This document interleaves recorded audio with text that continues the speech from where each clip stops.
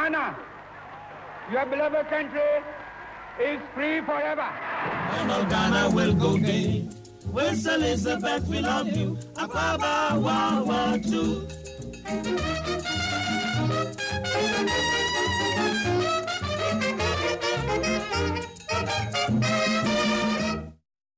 Hello, good morning and welcome to the program. Tomorrow is Independence Day, so happy Independence Day to you in advance. Last year, I took you to the cell where Osajifo Dr. Kwame Nkrumah was held and showed you a bit of old Accra. But this year, I thought it would be nice to bring you to his memorial park. And very soon, I'll be joined by our tour guide, Mr. Osman, who's the director of this place, and he'll be showing us some interesting sights. So stick around and enjoy the show. Freedom! Freedom! Freedom! May God bless you. I'm standing by some vintage Cadillac and Mr. Abubakar Isa Osman. He's the director of this place. And sir, thank you for joining me today. Thank you. You are welcome. Yeah, thanks for having us.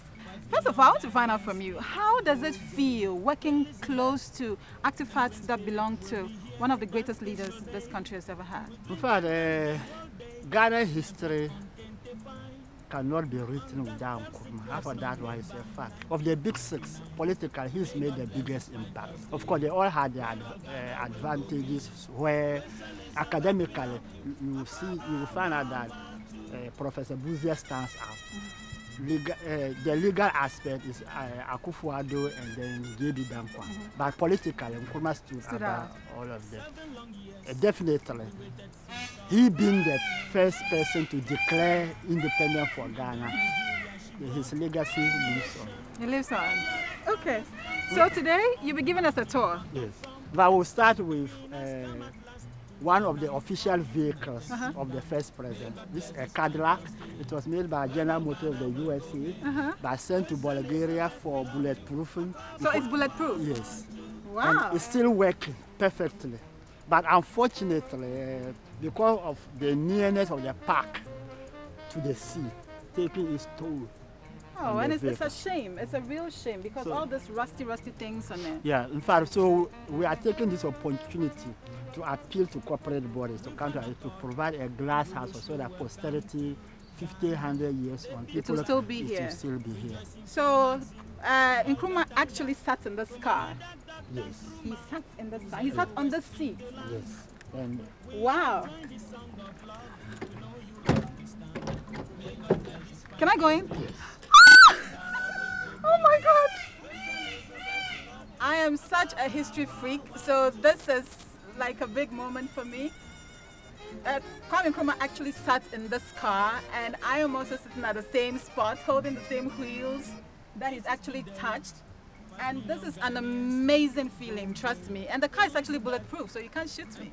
Those of you at home, you don't know where to go this Independence Day, try and come to the Kwame Nkrumah Memorial Park, and you get to see all these wonderful things. But it's a shame that the car is just falling apart because it's not been maintained well. So we're appealing to the right people.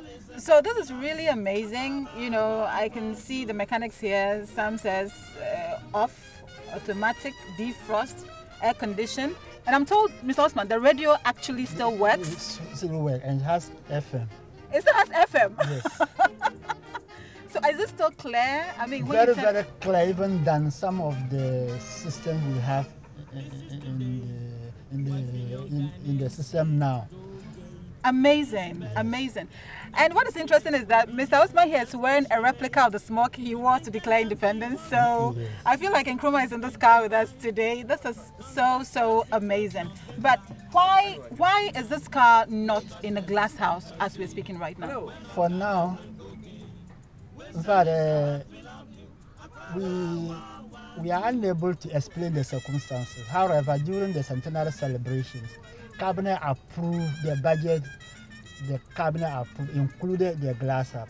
But somewhere between the approval and the release from finance, we don't know the challenges that came on. And then the glass house was not provided. Okay. Yeah. The car is deteriorating badly, so we are hoping and appealing to the powers that be so that this car be moved to the appropriate place or be housed in the appropriate condition so that generations to come can also see it, right? Yes. I'm just picturing who might have been in the back seats when he was driving. He was. He never drove himself. You know, Oh, so I'm actually sitting in the driver's place. Yeah, driver's seat. And then, you know, he was at the right. At the right. So he will be here. He will be here. Wow. Yeah, and who will be here? Maybe his bodyguard. His bodyguard who always get down first to open the door for him. Thank you so much. Thank you so much. We are going to some other places to see some more wonderful things in the Memorial Park. So stick around with me and enjoy the tour. To the lowest in the land, we all join the song of love. We know you'll understand. May God bless this fine Thursday, when all Ghana will go gay. West Elizabeth, we love you. Akwaba, Wawa, too. So you can see in the background the horn blowers with water coming out of their horns in the background. Mr. Osman, what does that signify? What does it stand for? In traditional Akan culture, when an important person, especially a chief, died, it is the horn blowers that announce the death. So the horn blower actually announcing the death of Kwame Nkrumah. And the water coming out of the horn signifies that even though Nkrumah is dead, his works and their philosophy lives on. It means that is why people say that Nkrumah never dies. Oh, okay. And what we have here is a replica of the stand on which Nkrumah and his compatriots stood to declare independence on the eve of 6th March 1957. And it's here because come this Saturday, Ghana actors will be reenacting the Declaration of Independence. And the statue, where the bronze statue is standing, is the exact spot that Nkrumah, where this stand stood for Nkrumah to declare independence in 1957. So where the statue is the exact spot, the exact place where this stand was for him to declare independence. I see. I think, and I'm told that in the olden days, blacks were not allowed. In fact, it was called Old Polo Grounds. It was for the Europeans who played polo. The only blacks who were allowed here were those who were keeping care of their ground and then taking care of their horses. Wow. Can I climb it? Yes, okay. You can try.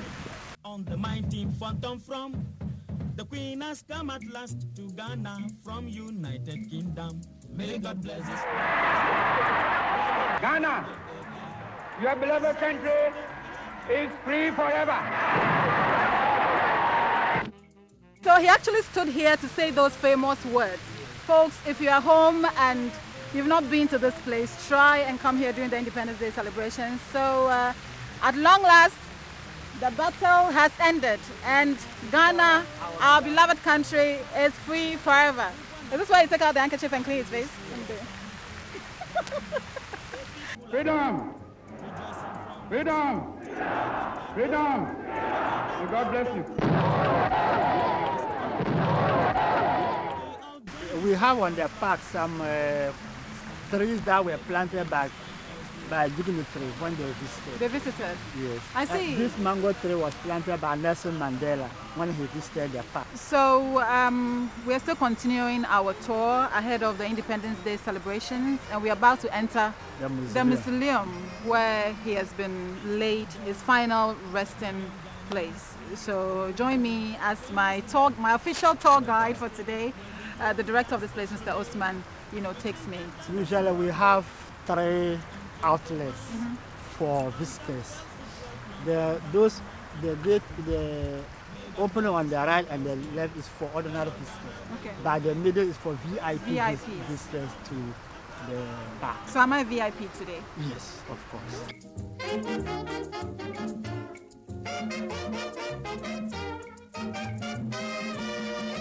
This is the day 5 billion Ghanaians will go gay. Queen Elizabeth and Prince Philip will be here that special day.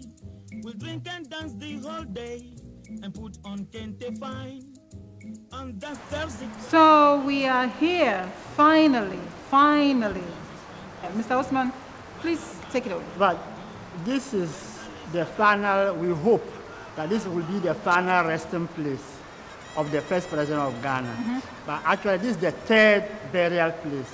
The first in 1972, when he died in faraway Bucharest. He was buried in Conakry, Guinea, where he was co-president to Secretary. In 1972, he was brought to Nkrumah, his hometown, because his mother was alive when he died, to be buried there. But in the government of the day, that is ex-president J.J. Rowling, felt that he had to be given a national honor. So he was brought from Nkrumah to this place in 1992. Also here we have the remains of Madame Fatih, the first lady of Ghana. She's also here? She's also here. Before she also died, she made a wish with the children that she wanted to be buried by the husband. So where is she? She's also here. Oh, right behind us. Yes, right behind us here. When she died in 2007.